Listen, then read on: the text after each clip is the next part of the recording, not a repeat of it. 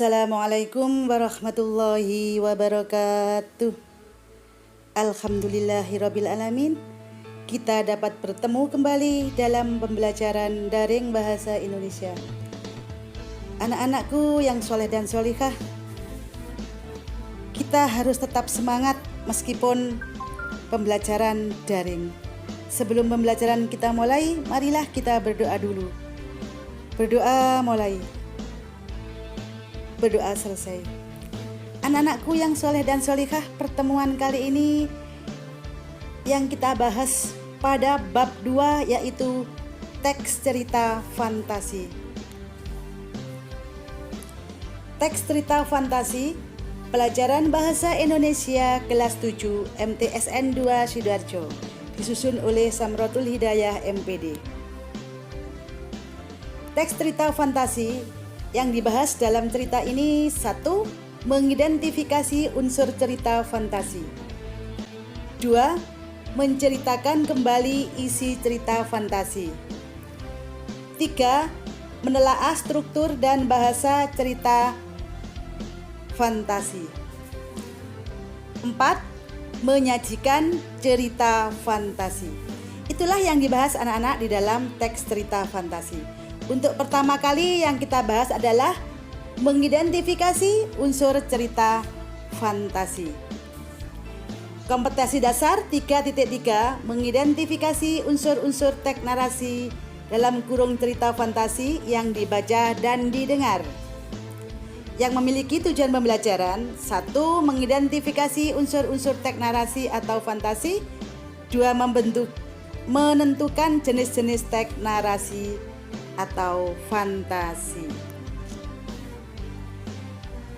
Yang kita bahas pertama, mengidentifikasi unsur cerita fantasi, yaitu pengertian cerita fantasi, ciri-ciri cerita fantasi, unsur-unsur cerita fantasi, kemudian jenis-jenis cerita fantasi. Itu yang akan dibahas pada mengidentifikasi unsur cerita fantasi. Anak-anakku yang soleh dan solihah, untuk penjelasan pertama yaitu pengertian cerita fantasi. Pengertian cerita fantasi yaitu cerita yang merupakan jenis cerita di mana pengarang bisa mengembangkan kreativitas yang dimiliki karena cerita ini hanyalah fantasi dari dirinya sendiri.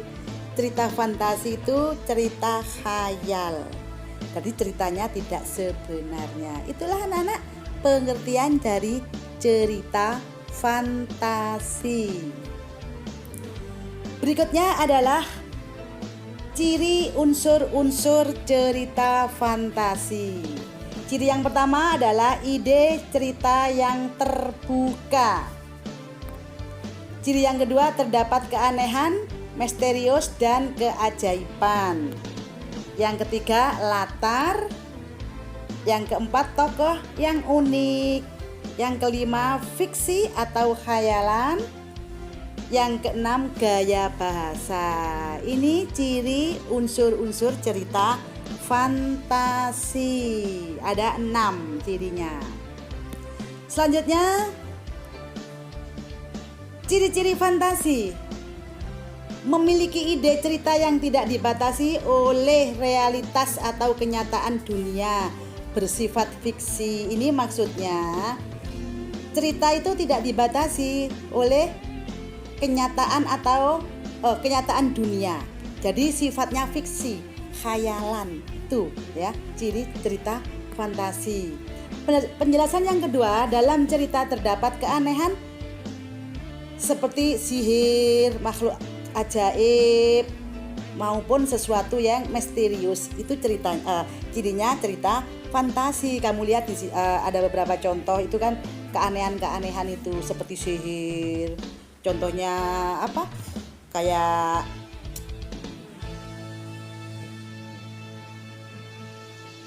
berlian ajaib, pensil ajaib itu kan ada keanehan gitu loh ya. Itu ciri dari cerita fantasi. Kemudian berikutnya, penggunaan latar dapat menembus ruang dan waktu. Latar itu ada latar tempat, ada latar waktu. Maksudnya di sini latar itu latar tempat, latar menembus ruang. Maksudnya tempat peristiwa itu. Waktunya, kapan peristiwa itu diceritakan.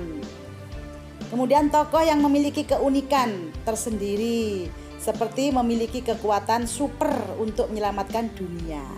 Nah, memiliki keunikan, unik cerita fantasi itu. Karena cerita itu khayalan, tidak sebenarnya. Itulah termasuk ciri cerita fantasi. Berikutnya adalah karena cerita fantasi menggunakan khayalan, maka cerita ini termasuk dalam kategori cerita fiksi ya. Cerita khayalan, panci ajaib, pensil ajaib. Lah, itulah ciri-ciri cerita fantasi. Berikutnya yang kita bahas adalah unsur-unsur cerita fantasi. Ada 2 unsur. Yang pertama, unsur intrinsik. Unsur intrinsik itu unsur yang ada di dalam cerita itu. Di antaranya tema, amanat, latar, tokoh dan penokohan, alur, konflik, sudut pandang. Ini maksudnya tema itu ide yang mendasari sebuah cerita. Amanat, pesan yang disampaikan dalam cerita itu. Latar, nah tadi ada latar tempat, latar waktu, latar suasana. Tokoh dan penokohan, maksudnya pelakunya siapa saja. Penokohan, karakter-karakter dari setiap tokoh. Alur, ada alur maju, ada alur mundur. Alur maju itu peristiwa diceritakan dari awal sampai akhir. Itu namanya alur maju sesuai dengan peristiwa. Kalau alur mundur, kebalikan, disimpulkan dulu baru penjelasannya belakangan. Itu namanya alur mundur. Konflik ini permasalahan, mulai timbul masalah-masalah yang terjadi di dalam cerita. Sudut pandang ini posisi pengarang di mana dia menempatkan posisinya. Ada sudut pandang orang pertama, ada sudut pandang orang ketiga. Kalau sudut pandang orang pertama itu berarti dalam cerita itu yang ditonjolkan kata-kata aku diceritakan semuanya. Itu namanya sudut pandang orang pertama. Kalau sudut pandang orang ketiga, di dalam cerita itu yang diceritakan orang lain semua. Dirinya sendiri, pengarang, tidak terlibat di dalam cerita itu. Itulah anak-anak yang termasuk unsur intrinsik. Unsur intrinsik wajib ada dalam sebuah cerita. Yang kedua adalah unsur ekstrinsik. Unsur yang berada di luar cerita. Boleh ada, boleh tidak. Di antaranya bahasa, latar belakang pengarang, nilai-nilai yang terkandung dalam cerita fantasi, nilai moral, nilai keagamaan dan sebagainya. Itulah unsur-unsur cerita fantasi. Ada 2 unsur, intrinsik dan unsur ekstrinsik. Berikutnya adalah jenis-jenis cerita fantasi. Ada 2 jenis. Yang pertama, teks fantasi berdasarkan kesesuaian dengan kehidupan nyata. Apakah teks fantasi itu sesuai dengan kehidupan nyata atau tidak? Yang kedua, teks fantasi berdasarkan latar cerita. Apa ini maksudnya? Kita jelaskan satu per satu. Jenis-jenis cerita fantasi berdasarkan kesesuaian dengan kehidupan nyata. Sesuai dengan kehidupan nyata ini juga dibagi 2. Cerita fantasi total, seluruh cerita itu khayalan semua. Yang kedua, cerita fantasi irisan. Maksudnya tidak total. Di sini yang dimaksud cerita fantasi total Cerita fantasi total berisi fantasi pengarang terhadap objek tertentu. Semua yang terdapat pada cerita tidak terjadi dalam dunia nyata. Contoh cerita fantasi Nagata, total fantasi penulis. Jadi karangan imajinasi semuanya, tidak sesuai dengan kehidupan nyata. Yang kedua, cerita fantasi irisan. Apa itu maksudnya? Yaitu cerita fantasi yang mengungkapkan fantasi tetapi masih menggunakan nama-nama dalam kehidupan nyata atau peristiwa yang pernah terjadi pada dunia nyata. Jadi irisan. Itulah yang dimaksud cerita fantasi irisan. Sekarang jenis-jenis cerita fantasi berdasarkan latar cerita. Latar sejaman, yang kedua latar lintas waktu. Kita jelaskan satu persatu. Apa itu latar sejaman? Sesuai dengan zamannya. Itulah anak-anak yang kita bahas di dalam cerita fantasi. Sekian penjelasan teks fantasi.